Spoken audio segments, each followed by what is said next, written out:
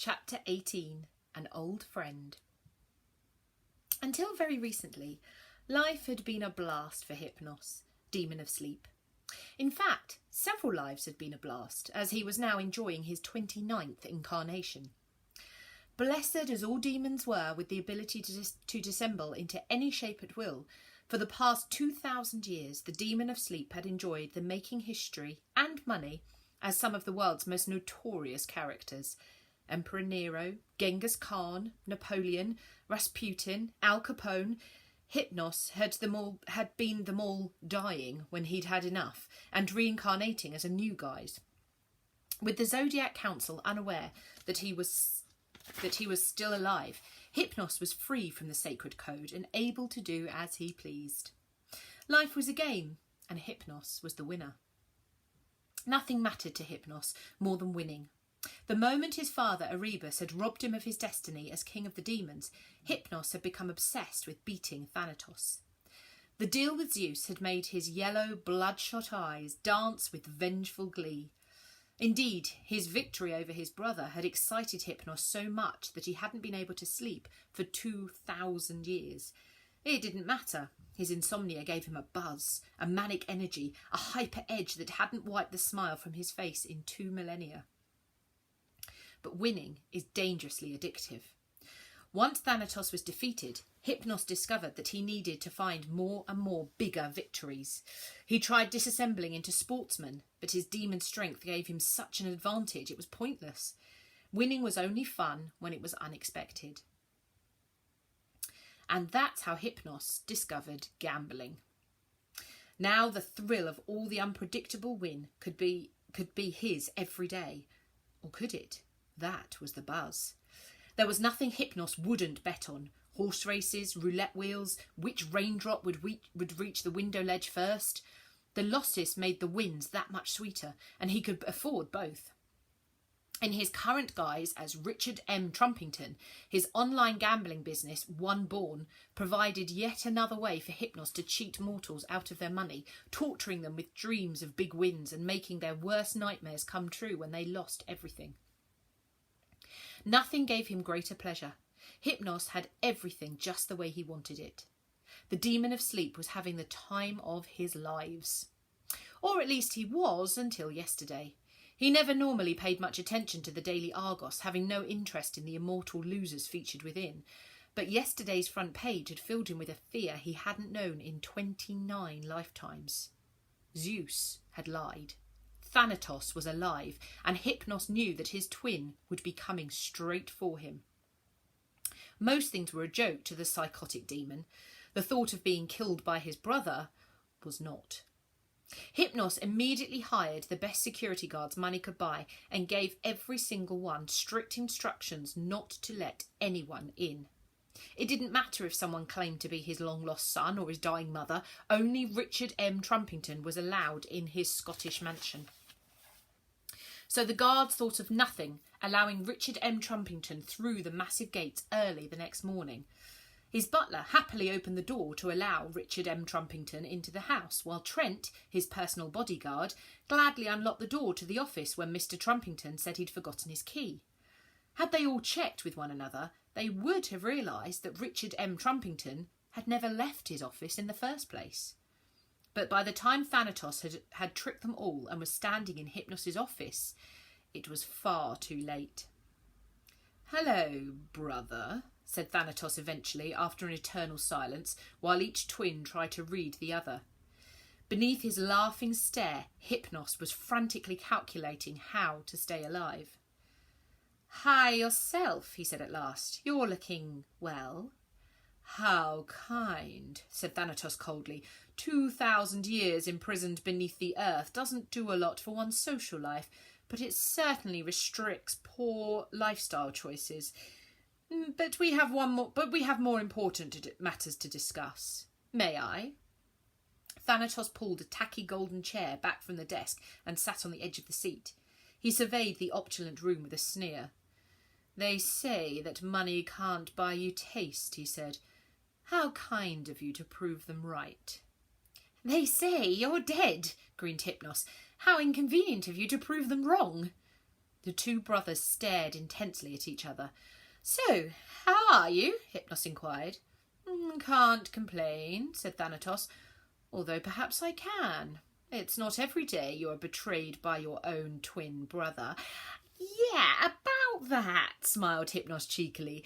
"If I hadn't accepted Zeus's deal, one of the other demons probably would have done. Seemed a shame to let the Chaos Stones leave the family." "Where are they?" roared Thanatos, jumping out of the gold-red chair, sending it clattering across the room. "Tell me, or I'll kill you this second." "If I tell you, you'll kill me that second," said Hypnos, his wild stare challenging his brother. Maybe Hypnos could blink, maybe he couldn't. No one had ever kept their eyes open long enough to find out. "I'm going to count to 1, said Thanatos. "You haven't thought this through," cheeped the demon of sleep, his eyes as wide as his laughing mouth. 1, said Thanatos, reaching over the desk towards Hypnos' slender neck.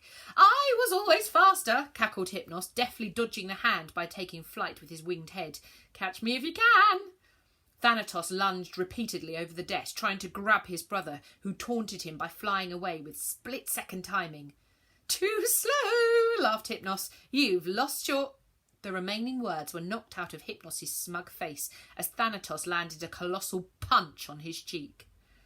"I was always stronger," said Thanatos, and he grabbed his twin by the neck with one hand and twisted his cardia with the other. "Where are my Chaos Stones?" "If I die, you'll never know," rasped Hypnos. "Then you'd better start talking," said Thanatos, lifting his brother clean off the floor and pulling the cardia away from his neck. "I know something you don't know," sang Hypnos, his eyes still laughing despite his face turning a fearful shade of puce. "Tell me," said Thanatos, shaking his breathless twin. Hypnos shook his grinning head, no longer able to speak. "Oh, for—" Thanatos released the cardia and threw his brother down in disgust. Despite his desperate gasps for air, Hypnos was delighted that Thanatos realised he'd sooner die than lose. He threw back his sore neck and screamed with dark laughter. "In a funny way, I've missed you," Hypnos said, wiping the tears from his eyes as he returned to his seat. "If you're never going to tell me, I may as well kill you now," said Thanatos, calmly retrieving the chair and sitting down. "And then you'll never know," said Hypnos. "Fun, isn't it?" "Where are they?" Thanatos asked again slowly. "I'll tell you what I'm going to do," said Hypnos, his fingers dancing across the table. "I'll tell you where they are, one at a time. That way you'll get your stones and I get to stay alive." "Until I get them all," said Thanatos. "Then I'm going to kill you." "I hoped we might have a side bet on that," grinned Hypnos. "You need someone to kill the mortal child. You can't." "How do you know that?" "A prawn balti, 2 naan breads and a tub of OMG marshmallow ice cream," said Hypnos. "You've spoken to Pythia," said Thanatos. "I'm her best customer," replied Hypnos. "I bet you I can kill the child. You must swear on the sticks you won't kill me if I win." Hypnos loved watching Thanatos trying to quell his murderous rage. He knew his brother had no choice. "Done," said Thanatos darkly. "Start talking." "Oh, I had such fun hiding them," whispered Hypnos, "but it's going to be even better getting them back. Let's start with the Earthstone. That one was tricky. Every time I buried it underground, some greedy mortal would dig it back up again, and I'd have to persuade them to give it back. But then I found a great spot for it." Hypnos watched gleefully as Thanatos hung onto his words. "It's in the Tower of London," he whispered with a giggle. "It's impenetrable. It's an impenetrable mortal fortress, and I hid the Earthstone there, smack in the middle of the crown jewels." "Marvellous," said Thanatos. "I first had the idea when I was a character called Colonel Thomas Blood in the 17th century, said Hypnos, stretching out and putting his feet up on the desk. "I made friends with the guard, then knocked him out and shot him while I stole the jewels. Only I wasn't stealing them. I put the Earthstone in there. Various jewellers had moved it around. At the moment, it's slapped on the front of the imperial state crown." "If this tower is impenetrable, how are you going to get my stone back?" hissed Thanatos.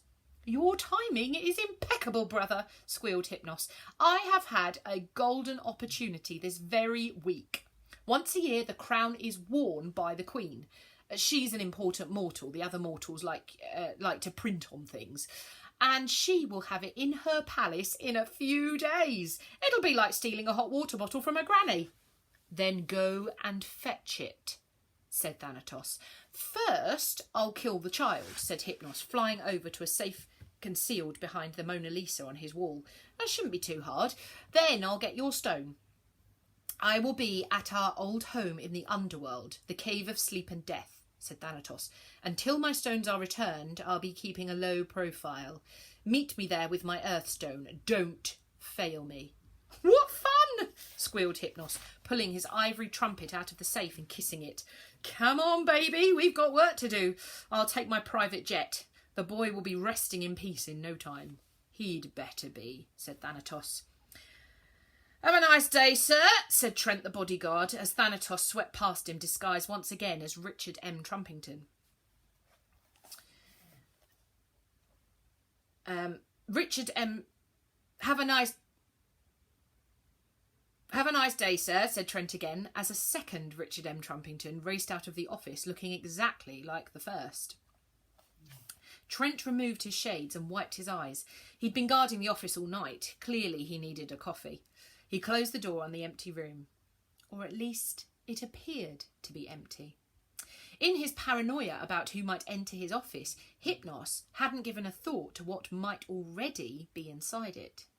Had he paid closer attention, Hypnos might have noticed that amongst the expensive bric-a-brac, a new and especially good-looking jewel-encrusted Grecian urn had appeared the night before. And had he looked more closely still, he would have observed that the large handles on the side of the urn looked remarkably like a big pair of ears flapping around to hear what might be said. The urn now started to wobble and shake, finally falling to the ground, where it immediately transformed back into the gasping form of Hermes. "Shut up," he whispered. "The Earthstone, Elliot, everything. I'm not even joking. Where's my eye god? I've got to call home." Hermes delved into his bag and groped about its bottomless depths. He pulled out a sock, a chandelier, a riding saddle, and a ferret.